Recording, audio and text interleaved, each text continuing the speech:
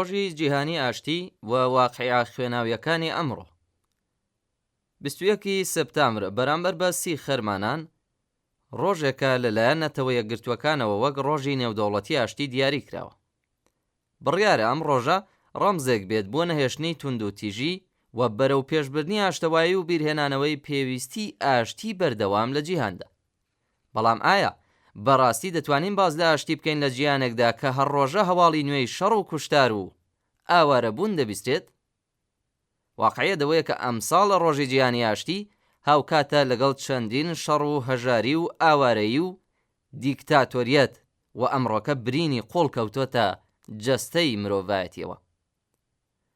شەڕی ئوکراین و ڕووسیا کە لە فێڤریەی 2022 زاینیدا دەستی پێکرد نەک هەر بووەتە هۆی کوژرانی هەزاران کەس و ملیۆنان کەسی ژاوارە بوون، بەڵکو کاریگەری لەسەر ئەمنیەتی خۆراک و وزەی جیهانیش داناوە. ئەم شەڕە هێمای ڕوبەڕووبوونەوەی زلهێزەکان و یاریەکی ژیۆپۆلیتیکیە کە قوربانیە سەرەکیەکانی بریتین لە خەڵکی ئاسایی. لە ڕۆژهەڵاتی ناوەڕاست کەرتی غەزە بە تەواوی وێران بووە و دەیان هەزار منداڵ و ژن و پیا و پیر و گەنج کوژراون و چەندە هەزار کەسیش بریندار بوون و زیاتر لە 2 ملیۆن ئاوارە و بێ ماڵ و حاڵ بوون و ئەم کۆمەڵکوژیە ئاشکرایی دەوڵەتی ئیسرائیل تا ئێستاش لە بەرچاوی ڕای گشتی جیهاندا هەروە بەردەوامە. یەمەن دوای ساڵانێک لە شەڕ و گەمارۆدان ڕوبەڕووی یەکێک لە گەورەترین کارەساتە مرۆییەکان بۆتەوە. هەزاران هاوڵاتی مەدەنی و بەتایبەت منداڵان بوونەتە قوربانی بردومان و برسێتی. لەوە سووریا ئەگەرچی پێدەچێت شەڕەکە کۆتایی هاتبێت، بەڵام کاریگەریەکانی لەوانە لە ناوچوونی ژێرخانی ئابووری کوشتاری بە کۆمەڵ و ئاوارەبوونی ملیۆنان کەس ئەو کۆمەڵگەی ئیفلیج کردووە. ئەرتەشی فاشیستی تورکیا لە 3 بەش لە 4 پارچەی کوردستان خەریکی سەرکوتکردنی خەباتی مافوازانەی خەڵکی کووردە. جگە لە شەڕ، برسیەتی و نەخۆشی و ئاوارەبوونیش بەربینگی وڵاتە هەمیشە برسیەکانی ئافریقا بەرنادات و بەهۆی شەڕ و توند و تیژی و هەژاری و نائەمنیەوە 65 ملیۆن کەس لە ماڵ و حاڵی خۆیان ئاوارە بوون. ئەوەی کە ویژدانی مرۆڤایەتی ئازار دەدات ئەوەیە کە هەر ئەو کەسانەی لە نەتەوە یەکگرتووەکاندا بەڕواڵەت باز لە ئاشتی دەکەن خۆیان هانداری سەرەکی شەڕەکان و سەبەبکاری ئاوارەیی و هەژارین لە جیهاندا. ئەوانە لە کاتێکدا باز لە ئاشتی دەکەن کە بەردەوام جبەخانەکانی خۆیان پڕ لە چەک و چۆڵی کۆمەڵکوژ دەکەن. ئەوان بە پەرەپێدانی پێشبڕکێی چەک و چۆڵ قەیران ئابووریەکانی خۆیان چارەسەر دەکەن و لە ژێر سێبەری شەڕ یان ترس لە شەڕدا درێژە بەمانەوەی خۆیان دەدەن. ڕێکخراوی نەتەوە یەکگرتووەکان ئەگەرچی لە ڕووی تێوەریەوە بەرپرسە لە پاراستنی ئاشتی و ئەمنیەتی نێودەوڵەتی، بەڵام بەکردەوە لە ژێر کاریگەری دەسەڵاتی ڤێتۆی 5 وڵاتی زلهێز لەوانە ئامریکا، ڕووسیا، چین، بریتانیا و فەڕەنسەدایە. ئەم پێک هاتە نایەکسانە وای کردووە نەتەوە یەکگرتووەکان لە قەیرانە گەورەکانی وەک شەڕی ئۆکراین یان جێنۆسایدی غەزەدا نەتوانێت هیچ کارێک بکات.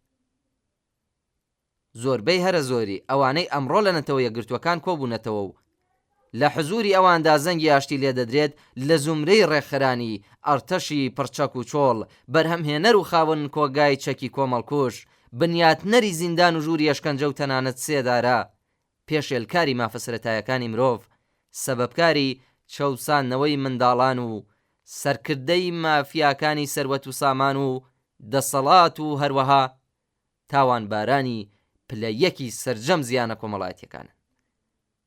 ئەوان پاسەوانانی سیستمێکن کە بەرهەمی کار و ڕەنجی میلیاردەها ئینسان هەڵدەمژن و ڕێگای خۆیان بە نرخی زەوتکردنی ئەمنیەت و مافی ژیان لە هەمان ئەو خەڵکە خۆش دەکەن.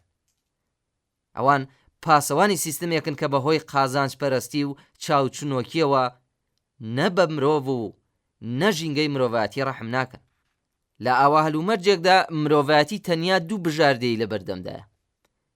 یان دەبێت ملکەچی ئەو چارەنووسە بێت کە بۆ مرۆڤایەتیان دیاری کردووە کە لەم حاڵەتەدا جگە لە ناوچوونی شارستانیەت و کولتور و سەرجەم دەستکەوتەکانی مرۆڤایەتی هیچی دیکەی لێ ناکەوێتەوە و لە باشترین حاڵەتیشدا مرۆڤایەتی هەڵبەت ئەگەر شتێک بە ناوی مرۆڤایەتی بمێنێت دەگەڕێنێتەوە بۆ بربەریەتی هەزارەکانی ڕابردوو.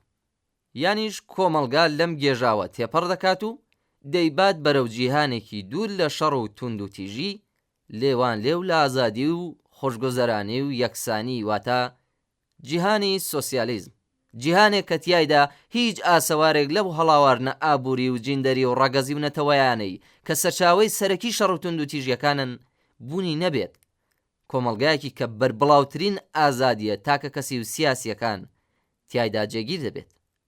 کۆمەڵگایەکی کە خوڕافات و دواکەوتویە فەرهەنگیەکان بە مۆزەخانەی مێژوو دەستپێردێت و هەلومەرجێک دەخۆڵخێنێت کە تیایدا گەشە سەندنی ئازادی هەر تاکێک مەرجی گەشە سەندنی ئازادی هەمووان. بەڵام کۆمەڵگایەکی لەو چەشنە هەروە لە خۆڕا نایەتە دی. دژوازی و قەیرانە ناوخۆیەکانی ئەم سیستمە وە چەوسانەوە و شەڕ و هەژاری لە خۆیانەوە نابنە هۆی لە ناوچوونی.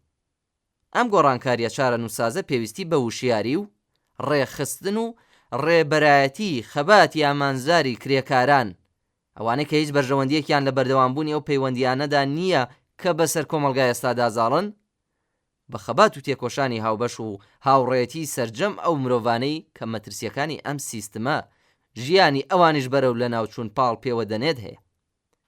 ئاشتی جیهانی لە بەرپرسان و هەڵگیرسێنەرانی شەڕ چاوەڕوان ناکرێت، بەڵکو دەبێت پشت بە هێزی یەکگرتووی خۆمان ببەستین بۆ ئەوەی ئاشتی ڕاستەقینە بێنینە ئاراوە.